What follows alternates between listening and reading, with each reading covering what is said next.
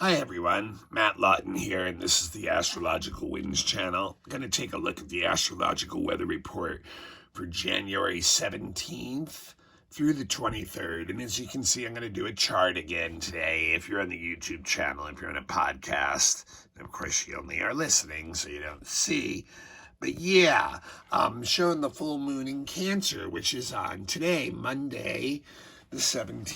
We've got a full moon at the critical 28th degree of Cancer, and it's in opposition to the sun, of course, because it's the full moon, but also Pluto. Very tight opposition to Pluto.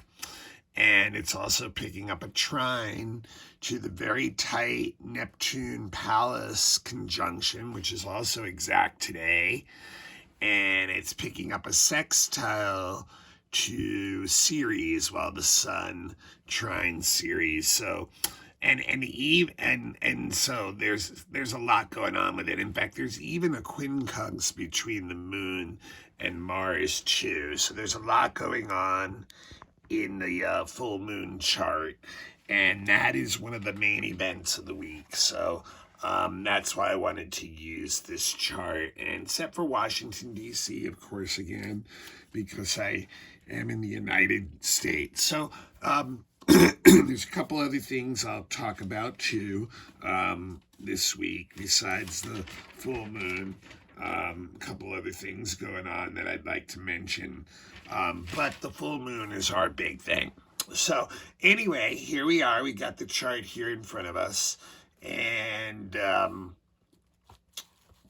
the first thing to realize is, like I said, it is at the 28th degree, and it is locking into the sun Pluto conjunction, which I talked about last week, actually, in detail, and also the square to Eris. So it's creating a T-square. It's a cardinal T-square, which is, once again, a lot of tension. A lot of tension is built into a T-square.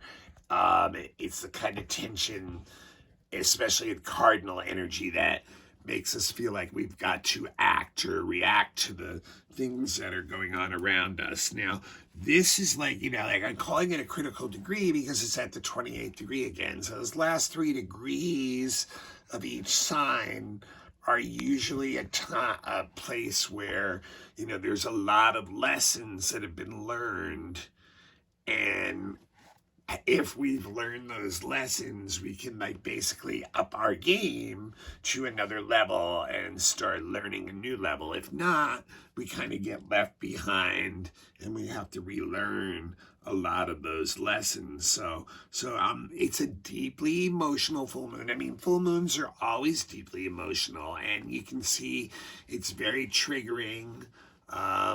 In the sense, once again, especially with Uranus going direct, and I'll talk about that in a little while, with a lot of Earth events going on right now too, which, the full moon is when the gravity is being pulled the hardest here on the Earth. So we do see how, the higher tides are one thing that's about that. But what about the moon in Cancer? First of all, so, it's going to bring up issues most likely having to do with family, with home, with our resources, and our security.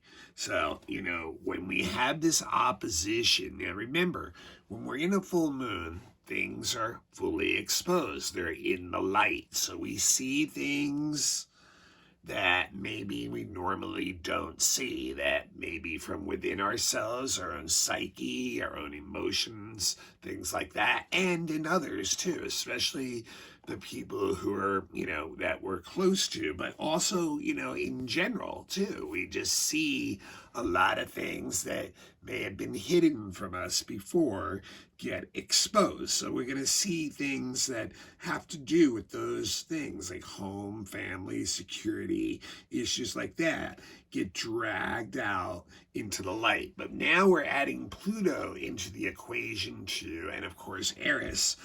And Pluto has a way of really going down deep, way, way deep down into the psyche, where, uncomfortable things can be. And like, you know, kind of our monsters, our fears, our secrets.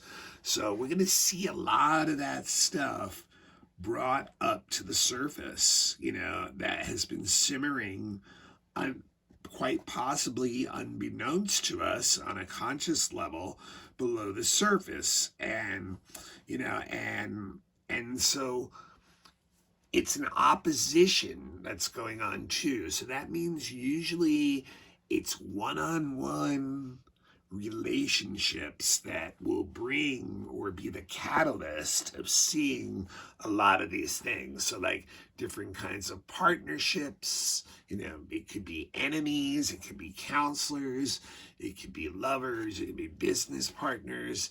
You know, anybody that you create a one-on-one intimate kind of relationship or partnership with can be the people that are bringing, you know, that are the catalyst to bring this stuff up that's coming up out of your psyche. And, you know, the moon in Cancer is, like I said, really strong in the strength with our ability to care for others.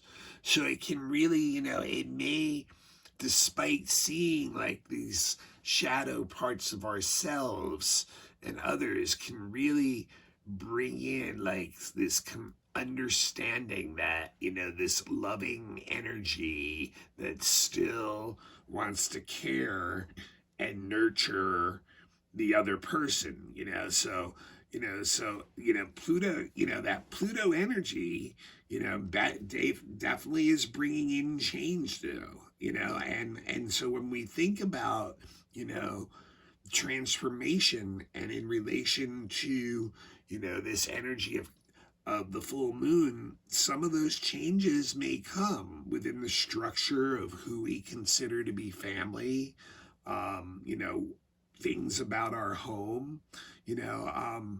I mean, when you think about even that we're in the Venus retrograde still in Capricorn, you know, that even, you know, that relationships are part of what, you know, since December 19th, we're really looking at. And, you know, so this Cancer full moon can really bring in questions like, who is your real family that really gives you support?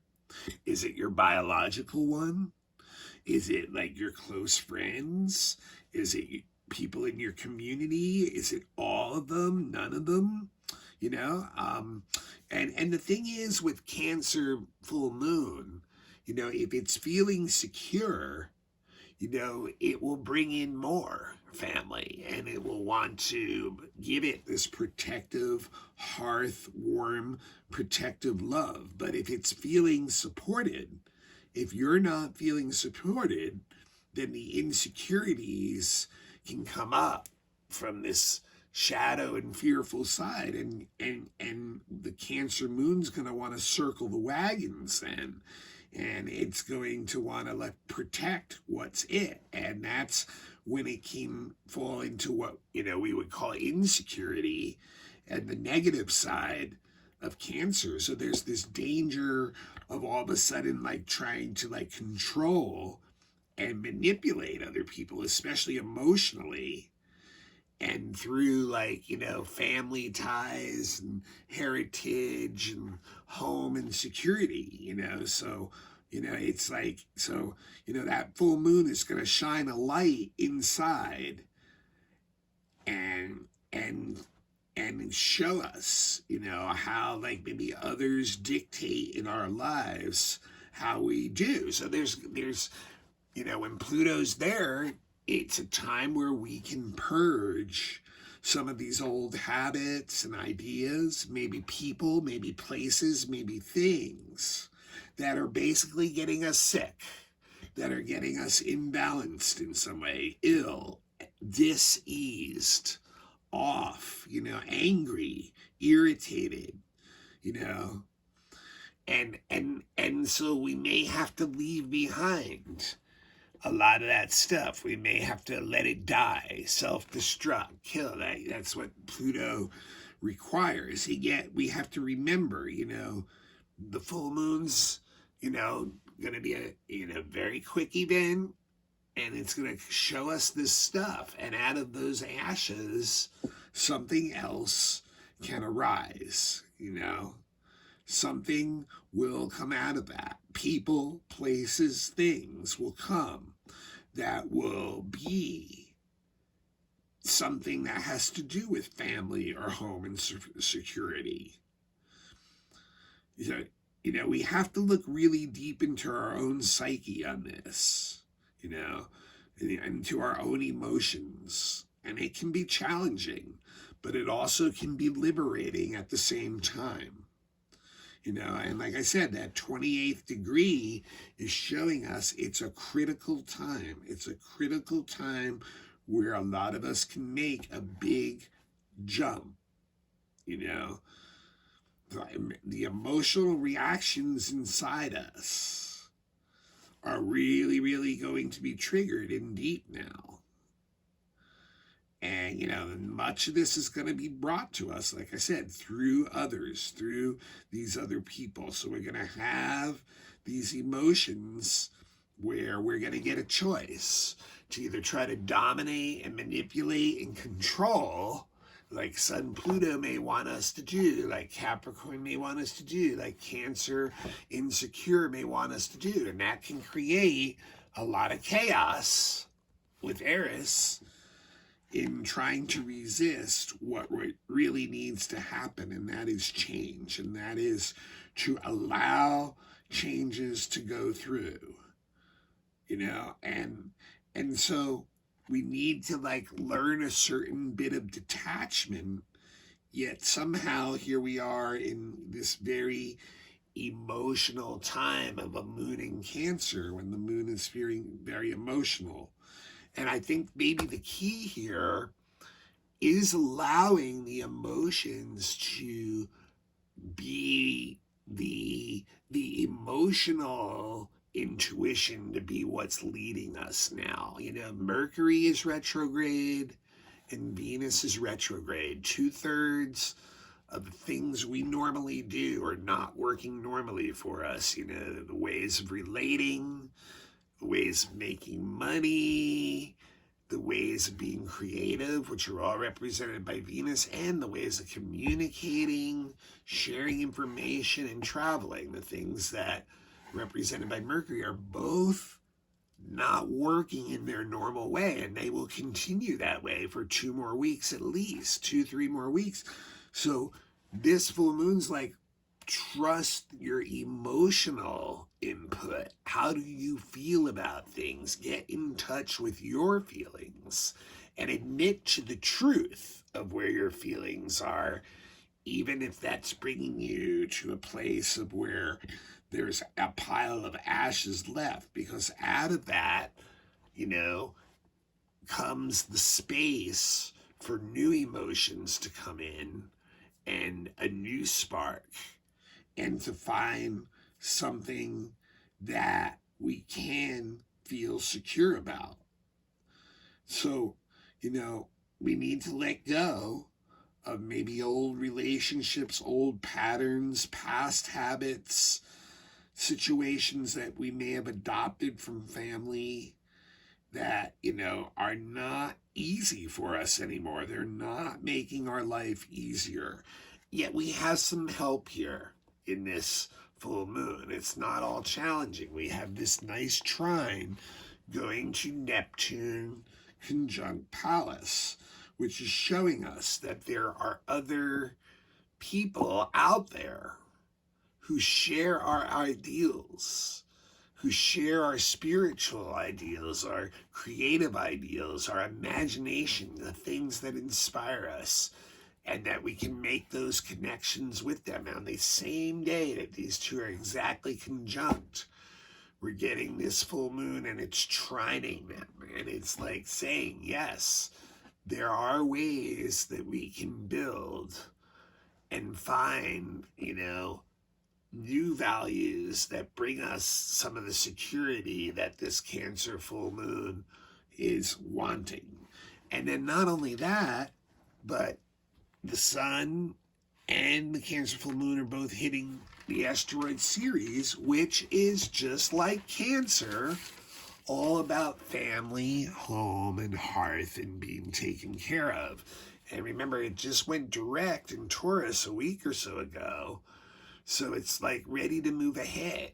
It's like, yeah, we can figure out there are opportunities to do things where we all can feel secure and get what we need in our material and emotional needs. That those opportunities are out there, and that if you can find people who have the same ideas and beliefs and values and inspirations, then there's an opportunity to live in harmony with those things, And once again, it doesn't show here, but the moon is also quincunx Mars, which also shows, once again, Mars being in Sag.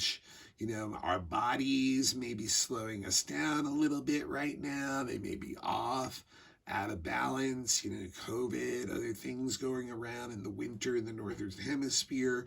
It's a time to slow down and adjust and let go.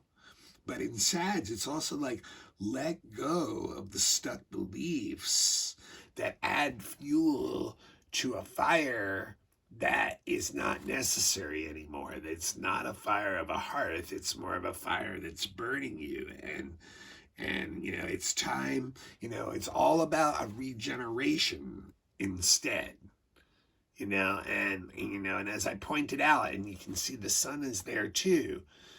Mercury retrograde is in between Saturn and Pluto. They're besieged. The sun now is too. They're between two planets that are really tough. And, Saturn requires some discipline. You got to suck it up and, make some changes to your structure. And Pluto is like transformation. It's like you have to let go of some of old things to let new things in. Old beliefs, old family, and old habits,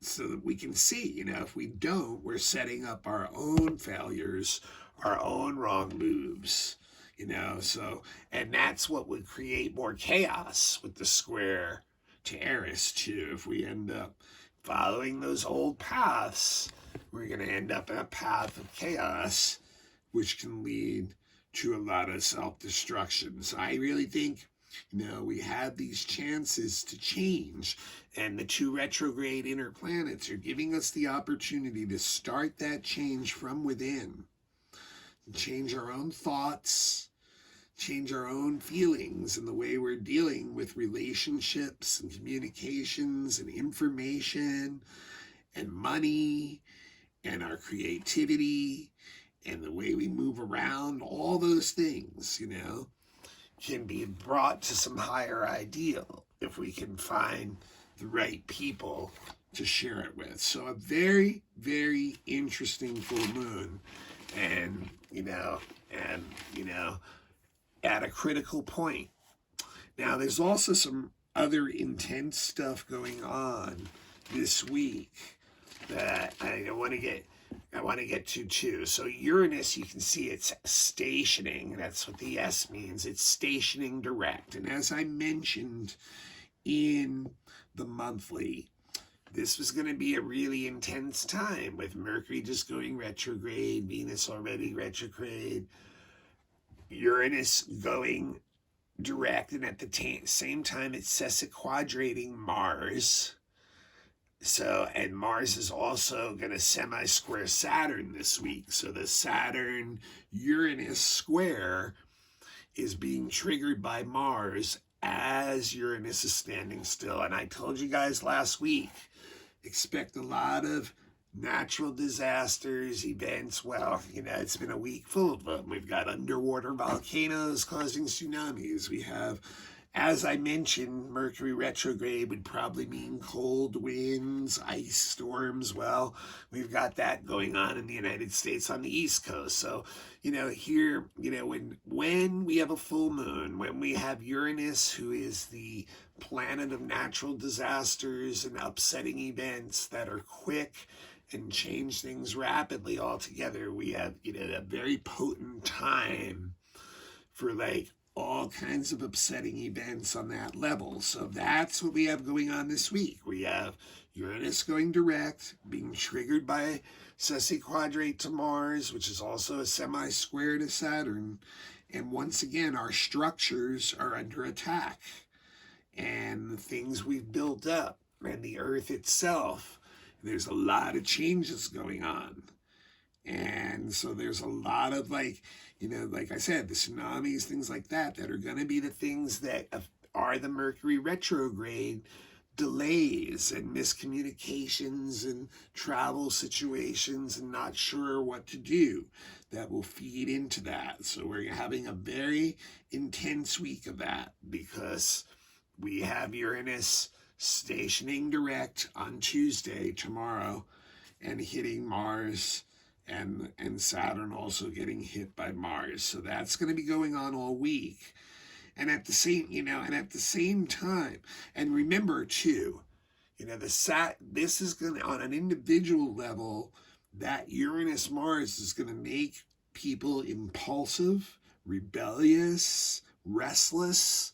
So so it's going to be at times really hard to control ourselves. The frustration level is very high right now for a lot of people. So that restless energy can have people do very quick, chaotic actions when it comes to Mars. That can be really surprising and really upset, situations around them. So you got to be really careful about what you're going to do and not get so impulsive that, you really create some upsetting ripples in your world around you, because the frustration level of blockage is very, very high. And that Uranus going direct is just like really wanting to do something about it, especially since it's connected to Mars. Now, also, the really big thing this week, mentioned it in the monthly too, is our North Node and South Node have changed signs into Taurus and Scorpio. That's also on, and so thing is now, after a year and a half of the North Node in Gemini, where I was like, hey, we have to collect information, discern what's truthful in that information, make connections on local levels. And that was our assignment. And to get away from this preachy, arrogant, know-it-all behavior. Well, now the assignment switched up. And we are, with the North Node in Taurus, it's now time to admit that the ways we're doing things with resources and with earth energy and the things that make each individual secure are not working anymore. And we have to figure out a new way to do that together. The North Node's about being together. It's like forming groups and associations. So in Taurus, it's like, hey, we have got to figure out how we're going to deal with money and assets and objects and our self-esteem and our natural resources and energy. All these things that are tied to earth, material things that are way out of balance right now. The old ways, which is South Node and Scorpio, would be like, let me get as much power as I can and manipulate myself into the best position I can be by using other people. So that's what the South Node in Scorpio is saying. That's what needs to be left behind. That system's not working anymore. International finance, banking, all those things that's that Scorpio usually like 8th house Pluto energy. It's kind of reached its end. The way it's not working right now for way resources need for most people and for the earth itself. So we're going to get a year and a half of really, focusing what I call our dharma, our collective energy together on trying to come together and figure out new ways to deal with resources. And, when you think about Taurus, that's about conservation. That's about being smarter about the way things are used, That's about, perseverance with what we have. and like, and like I said, creating strong, stable connections within communities, you know. So this is, really our assignment for the next year and a half, together and as individuals, to make those connections and to find new ways to deal with resources that, are what we all need, and that we all should be getting some kind of joy and pleasure out of those resources. Now, also this week, the sun is going to go into Aquarius. So, we all know, we're going into the age of Aquarius. Here's your chance, right now to put some of that energy into action. Now, remember, a very interesting thing about Aquarius is it's an air sign, but we call it the water bearer. And I think if we go back to that full moon in Cancer, that's what it's saying, that, don't get so stuck on the air, intellect, cool logic side of Aquarius having all the answers, that we have to let some emotional input in there too. It's the water bearer, So it's like, we're going into this new age. And so like, what is your part in that? What values need to be upgraded in your systems? Because that's what, Aquarius does. It's like, it wants to improve the system. It finds information outside itself and takes it in and improves the systems and makes them better. And I think everyone seems to be in that kind of agreement, that we all could use a better system right now. So this is, our individual ability to really look for something new and innovative, something that we can connect with others, because, the sun is in detriment when it's in Aquarius. It's about, wanting to be in groups, wanting to be with other people who share the same values, who want to see a similar future together.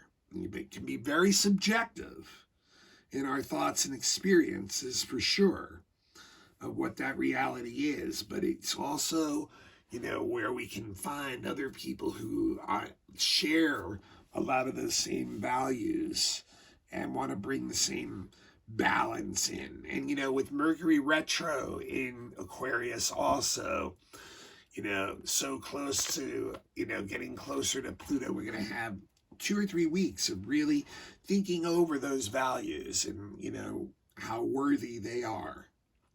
And to top all that off, on Sunday, the final thing I want to mention this week is we will get the sun at that point in Aquarius will make a conjunction to Mercury retrograde, it's the inferior conjunction. There's 3 conjunctions of the sun and Mercury during a Mercury retrograde cycle. So this is the inferior one, the one in the middle. And to me, that's the middle of the Mercury retrograde period, where we get most internalized, where we get the most withdrawn or within ourselves, or contemplative or meditative. So next weekend will be a time of really like the new beginnings that the Sun Mercury represent will be just these little thoughts in ourselves and ideas in ourselves about how we can change and move forward into the future. And it's still very subjective.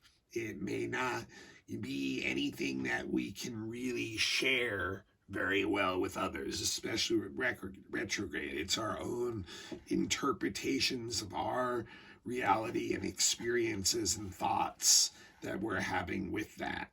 But it also can be a good beginning point of making some kind of interchange to help in that Aquarian energy, and maybe go all the way back to that full moon of looking back and changing these things deep within, the fears and the underlying energies that, are driving us, and with security issues that we may get a better light on during this full moon, and find ways to change those things, and to purge what's not working and bring in new ways of doing that. All right, so another interesting week ahead. This is Matt Lawton. This is the Astrological Winds channel. I do this blog for the weekly weather forecast every week on Monday, and it's posted on YouTube. So if you have a YouTube account, become a follower, turn on your notifications, and you won't miss it that way. It's also available on all kinds of podcasts. So just go to one of your favorite podcasts and look up the Astrological Winds channel. And, there's really no reason to see very much in this. Listening is the important thing. And it's a free service. What I ask people to do for repayment is to please send it on, to pass the link on to somebody else. And also, it's available on Instagram, so it's really easy to do it that way too. You guys, just if you have an Instagram account, just go on, hit Astrological Winds channel, please become a follower, and you're missing stuff if you're on Instagram and you're not following me, because I post stuff sometimes on a daily basis on Instagram about the astrology of the day, just a little sentence or two. So you're missing some good stuff if you're not on Instagram. And you can also Facebook me at Matthew Lawton, MattheWlauten. It's private, my Facebook, so you gotta make a friend request. But I do post the link on Facebook every week. So there's ways to get it. There's no excuses. Now, if you'd like to make a donation of a currency of some type, you can hit me on Zelle or PayPal or Venmo, or we can talk about some other type of currency. You're more than welcome to make a donation, and I thank you if you do. And really, the best thing you can do for me too is if you or anyone you know are looking for a chart reading. I've been doing chart readings professionally for 20 years. If you haven't got your chart done by a professional astrologer and you're into astrology, I highly recommend it. It's worth the money to see the energies that are moving underneath you in your chart so that you can get a better way of making choices. It's all about being more self-determined, more free, and choosing the life you want when you know that stuff. And then also predictive readings. Every year you should get a predictive reading. Just like I do this every week, you should get one for your chart every year once you know your chart, because every year these planets are hitting your chart in a different way, and they bring in different energies that are going to be the challenges of that year. So it's like your own personal weather report forecast. And I do relationship charts too. Interested in what's going on in relationship charts, children's charts, elections if you're looking for the best time to launch something, horary charts if you have a question, fixed star readings for deeper soul purpose, any of these things. And you can reach me by emailing me at mattHue823@gmail.com. And I'll say it real slow one more time. mattHue823@gmail.com. Or you can even reach me through the comments section on YouTube or whatever, or on one of the blogs. If you want to get a reading done, just make contact. And so it's a potent time, and let's use this full moon, see if we can figure out new ways of getting our security needs met on all levels. Until next week, this is Matt Lawton. This is the Astrological Winds channel.